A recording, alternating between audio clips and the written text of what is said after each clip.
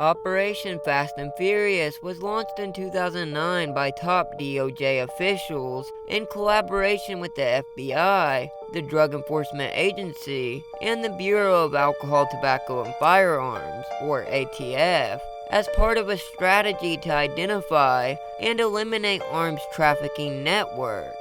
Instead of prosecuting the individual straw purchasers who buy guns for the cartels, ATF agents would track the guns to the top bosses and then use it as evidence to arrest them and dismantle the organization.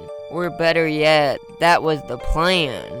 As Democrats frequently point out, the gun-walking strategy was actually started by the Bush administration in 2006, but Fast and Furious was the biggest gun-walking operation that the DOJ had ever undertaken.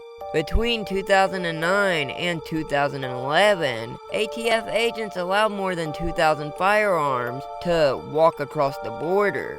As many as 1,700 of those weapons have since been lost, and more than 100 have been found at bloody crime scenes on both sides of the border, including the tragic murder of U.S. Border Patrol agent Brian Terry in December 2010. And his death would ultimately contribute to exposing Operation Fast and Furious because shortly after, an ATF whistleblower blew the lid off the entire operation, prompting House Republicans to open up an investigation into who knew what about the gun smuggling operation. In a February 4, 2011 letter to Darrell Issa and Senator Charles Grassley, the ranking Republican, on the Senate Judiciary Committee, the Justice Department completely denied the existence of Operation Fast and Furious, writing that the ATF makes every effort to interdict weapons that have been purchased illegally and prevent their transportation to Mexico. But evidence later emerged, revealing that senior Justice Department officials knew about Operation Fast and Furious months before the letter was sent. In December 2011, the DOJ acknowledged that the February 11th letter was inaccurate and turned over about 1,400 pages of documents to prove to Congress that it didn't deliberately try to mislead them.